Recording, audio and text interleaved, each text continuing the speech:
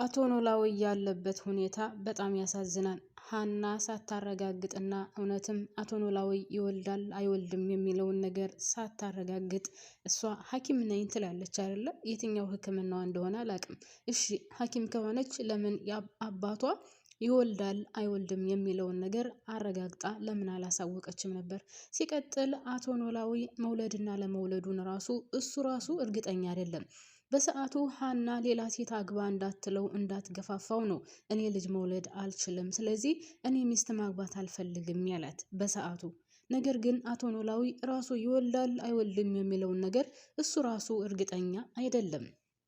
ሰላም የኔ ምርጦች እንዴት ናችሁልኝ? ሰላም ናችሁ? በያላችሁበት ሰላማችሁ ብዝዝት ትርፍርፍ ይበልልኝ። ወደ ቻናሌ ስለመጣችሁ ከልብ አመሰግናለሁ። ፕሊዝ ለቻናሉ አዲስ ከሆናችሁ ላይክ እና ሰብስክራይብ አድርጋችሁ ቤተሰብ ሁኑ፣ ተቀላቀሉ። ነባር ቤተሰቦቼ ቪዲዮ ሲደርሳችሁ እባካችሁን ላይክ በማድረግ ጀምሩልኝ። ቻናሌ ትንሽ ችግር ስለገጠመው እባካችሁን አግዙኝ። እባካችሁን ፕሊዝ ላይክ በማድረግ ከቻላችሁ ኮፒ ሊንክ እያደረጋችሁ ቻናሌ እንድቀሳቀስ አግዙኝ ማለት ነው። እንግዲህ ሌላው ደግሞ ውድ ቤተሰቦች ተምቹ ነው።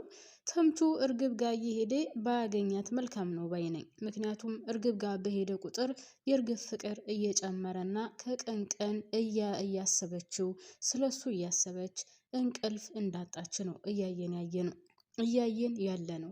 መጨረሻ ላይ እንደውም ያቺ ገረድ ወይም ደግሞ በዛች ገረድ ቀየርከኝ ማለት ነው፣ እኔ እኮ ከልብ እወድሃለሁ አፈቅርሃለሁ ስትልም አይተናል። እውነት ተምቹ በጣም ትክክል አልሰራም። መሄድ አልነበረበትም። በቃ የማይወዳትና የማያፈቅራት ከሆነ አልወድሽም አላፈቅርሽም ብሎ አንደኛውን ተናግሮ በዛው መቅረት። እየሄዱ እየታዩ እየተመለሱ ግን እንደዚህ የሰውን ልብ ማንጠልጠል መልካም ነው ብዬ አላስብም።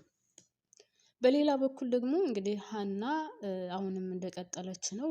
ኤልያስን እኔ አንተ ጋር መሄድ አለብኝ፣ ከአንተ ጋር ካልሄድኩ ሞቼ እገኛለሁ እያለች ነው። በጎን በኩል አቶ ኖላዊ ለሀና ሳይናገር ተምቹንና አሴርን ይዞ ሊሄድ ነው። ተምቹንና አሴርን በጎን በኩል ይዞ ቢሄድም እሷ ደግሞ ሞቼ እገኛለሁ፣ ከአንተ ጋር ካልሄድኩኝ እሪ ቁቁ አካኪ ዘራፍ፣ ብቻህን መሄድ አትችልም፣ እኔ ወስንልኝ አላልኩህም፣ እኔ ራሴ ነኝ የወሰንኩት፣ ስለዚህ ስትሄድ ብቻ ንገረኝ ብለዋለች ኤልያስን። በሌላ በኩል ቅዱስ ስለ ሀና እያሰበ ነው። ማለቴ ስለ ሰላምዬ። ሰላም ለምንድን ነው እወድሃለሁ ያለችኝ? ሰላም ማለት ቆንጆ ናት፣ ለምን ግን ተዋሸኝ ይሆን እያለም እያሰበ ነው። ነገር ግን ሰሞኑን ደግሞ ቅዱስ እዝራ ጠፍተዋል። ለምን ጠፉ? ድራማው በነገራችን ላይ ውድ ቤተሰቦች ኳሊቲውን እያጣ ነው። አሁንም ቢሆን ድራማው እንድደብርና እንዳስጠላ እያደረጉት ነው።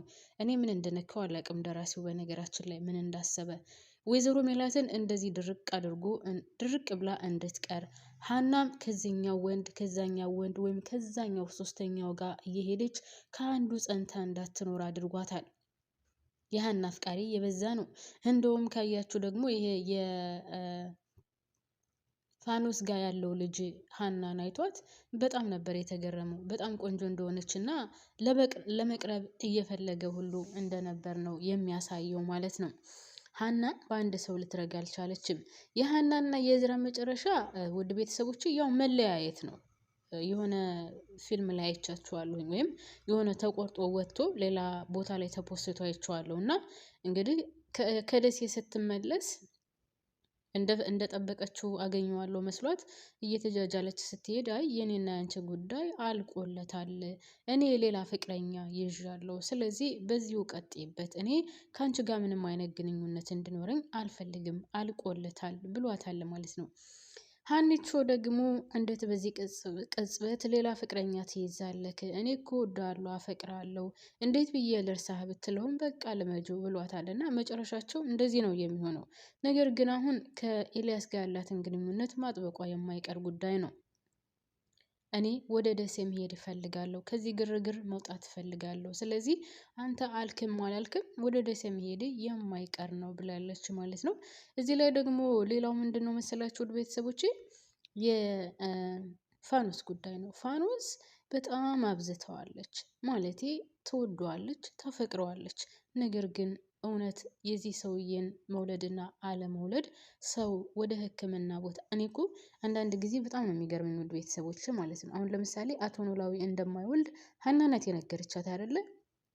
እሺ አቶ ኖላዊ የማይወልድ ከሆነ ምንም ነገር ሳትናገር ይህን መጥፎ ቃላቶቿን ሳትናገር ፋኖስ እኔ እናንተ ሂደን መመርመር አለብን፣ እስኪ ልጅ መውለድ እንችላለን አንችልም የሚለውን እስኪ እንወቅ ብላ ከዛ ተመርምረው ዶክተሩ ከነገራቸው በኋላ እንኳን ያን ሁሉ ነገር ብትናገር መልካም ነው። አሁን እኮ አቶ ኖላዊ ይወልዳል አይወልድም የሚለው በጭራሽ እርግጠኛ አይደሉም። ሊወልድም ይችላል አይታወቅም። በሰዓቱም ለሀና ብሎም ሊሆን ይችላል ልጅ አልወልድም ያላት። ሀና ደግሞ ይህንን ነገር ያው ተናግረዋለች። ነገር ግን መናገር አልነበረባትም። ስለ አባቷ ጉዳይ እውነት ልጅ አይወልድም የሚለውን ነገር የእሱ ነገር አሳስቧት ከሆነ እሷ ዶክተር ናት አይደለ? ለነገሩ ሲጀመር የእሷ አንድ ሰሞን ፊቅ ፊቅ አለች ዶክተር ናት ተብሎ ከዛ በኋላ ሁሉም ነገር እልም ብሎ ቀረ። እኔ ዶክተር ናት ብዬ በጭራሽ አላምንበትም አላስብምም።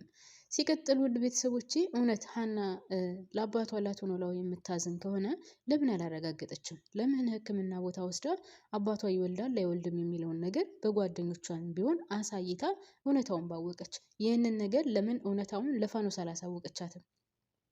ሂዳ ከእግሯ ስር ወድቃ አባዬ በጣም ይወድሻል፣ ያፈቅርሻል፣ እባክሽን እንድትለዩ አልፈልግም ከማለት ውጪ ሂዳ አቶ ኖላዊ ልጅ መውለድና አለመውለዱን ለምን አላረጋገጠችም? አረጋግጣ ለፋኖስ አልነገረቻትም? ማለት እኔ አሁን በፋኖስ አልፈርድባትም። ምክንያቱም ህይወቷ በአረብ ሀገር ነው ያለቀው። ቤተሰቦቿ በጣም ብዙ ዋጋ አስከፍለዋታል። ከገንዘብም ሳትሆን ከህይወቷም ሳትሆን የቀረች አንድ ሴት ናት። ይሄ ነገር በነገራችን ላይ በተለይ አረብ ሀገር ያለን ሴቶች የሁላችንም ህይወት ነው። የሁላችንንም ህይወት የሚያጠነጥን ነው እና ፋኖስ ላይ ያለው ነገር እና ቢያንስ ከገንዘቧም ከምኗም ከህይወቷም ባትሆንም እንኳን ካሁን በኋላ አግብታ አንድ ልጅ መውለድ ትፈልጋለች አይደለ? ስለዚህ እኔ በሷ አልፈርድባትም። ህይወት አንዳንድ ጊዜም ሳይሆን ህይወት እኛ በፈለግነው መንገድ አትመራንም። ይች ልጅ አረብ ሀገር ስትሰደድ ቤተሰቦቿንም ለውጣ እሷም ተለውጣ ለመመለስ ነበር። ነገር ግን እንግዲህ ገንዘቧን የቤተሰቦቿን ያደረገችውን ያህል አድርጋ የተረፈውንም እንግዲህ ቅርጭም አድርገው በልተውላት ነው ያገኘችው። ይሄ ደግሞ በሁሉም ኢትዮጵያውያን የአረብ ሀገር ሴቶች ላይ የሚፈጸም ነገር ነው። በወንድምም በሉት በእህትም በሉት በእናት አባትም በሉት ብቻ እኔ ገንዘቡ ስላልተባረከ ነው አላቅም። ጌታን ቤተሰብ እንዶ አረብ ሀገር የሄዱት በአጠቃላይ ያ በወንድሟ ስታለቅስ ታዩዋታላችሁ። ያማ ባሌ ብላ በባሏ ስታለቅስ ታያቷላችሁ። ያማ ጓደኛ ብላ እስኪ ከቤተሰቦች እሱ ይሻለ እንደሆነ ብላ ለጓደኛ ሰጥታ በጓደኛ ተበልታ ስታለቅስ ታያታላችሁ። ሌላው ደግሞ በእህቷ ተከድታ ስታለቅስ ታያታላችሁ። በእናቷ ተከድታ ስታለቅስ ታያታላችሁ። በአባቷ ተከድታ ስታለቅስ ታያታላችሁ። እኔ አሁን የማሳስበው ውድ ቤተሰቦች ምናልባት ይሄ አረብ ሀገር የሚሰራው ብር ስለማይባረክ ይሆን? ለምንድን ነው ይሄን ያክል ችግር የማይጠፋበት? ለምንድን ነው ብዙ አይነት ጣጣ ይዞ የሚመጣው? እና እኔ ፋኖስ እውነት ለመናገር ታሳዝነኛለች። ያው ያሳለፈችው ህይወት በጣም ከባድ ነው። ህይወቷን በአረብ ሀገር ቅርጥፍ አድርጋ እየበላች ናት። ከዛ ባለፈ እንግዲህ ገንዘብ ብላ እንኳን ገንዘቧ እንዳትጽናናበት የለም። አቶ ኖላዊን አግብታ ህይወቷ ተመቻት አልተመቻት እሷ ምንም ጣጣን እንግዲህ አቶ ኖላዊ ምንም ነገር የለውም። ገንዘቡን ብላ እንዳይባል ምንም ገንዘብ ይባል ነገር የለውም። ቤት እንኳን ደህና ቤት የላቸውም። የእሷ ነው ቤት ያላት። አቶ ኖላዊን የቀረበችው ልጅ ለመውለድ ነው። ይሄ ነገር ደግሞ አይወልድም ስትባል ይሄ መበሳጨቷ፣ መናደዷ፣ ማልቀሷ ያለ ነው።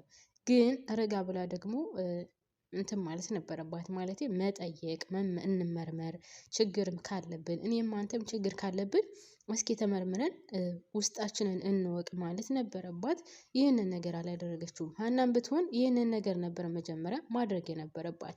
አቶ ኖላዊም ቢሆን ዝም ብሎ ከመበሳጨትና ከመናደድ በስተርጅና እንደዚህ ከመሆን እኔ ራሴ ልጅ መውለድ እችላለሁ አልችልም የሚለውን ተመርምሮ ራሱን ማረጋገጥ ነበረበት። ብቻ ሁላቸውም ምንም ነገር ምክንያት ሳይዙ ነው እንደዚህ እየሆኑ ያሉት። በዛ ላይ እንግዲህ አቶ ኖላዊ ካስታወሳችሁ ወደኋላ መለስ ብሎ በትዝታ ከእሷ ጋር ማለት ከፋኖስ ጋር አብረው ተኝተው በጣም ደስ የሚል ሌሊት እንዳሳለፉ ምናምን ያስታውቃል። ምናልባት አይታወቅም እኮ ከአንድ 3 ወር ከ4 ወር በኋላ አርግዛ ቢሆንስ? ከማን አረገዝኩ ልትል ነው? ያው ከሱ ውጭ ሌላ ግንኙነት ያደረገችው ወንድ የለም። ስለዚህ አይታወቅም። ምናልባትም አርግዛ ልትመጣ ትችላለች። ውድ ቤተሰቦቼ ይሄ አይወልድም ሊወልድ አይችልም ምናምን እየተባለ አሁን ቅውጥ የተባለበት ነገር ምናልባት ከአቶ ኖላዊ አርግዛ ከ3 እና ከ4 ወር በኋላ እርጉዝ ሆና ልትመጣ ትችላለች ማለት ነው። ነገር ግን በዛ ሰዓት ደግሞ ውድ ቤተሰቦቼ እንግዲህ አቶ ኖላዊ ተምቹንና አሴርን ይዞ ወደ ደሴ ሊሄድ ነው ማለት ነው። ሀናም ኤልያስን ይዛ ወደ ደሴ ልትሄድ ነው። ወይዘሮ ሜላትም እንግዲህ ድርቅ እንዳለች ከአቶ መስፍን ጋር ታረቂ አልታረቅም ድርቅ እንዳለች ትቀራለች ማለት ነው። እንግዲህ አቶ መስፍን እየተከታተላት ነው። እየተገባች ወጣች።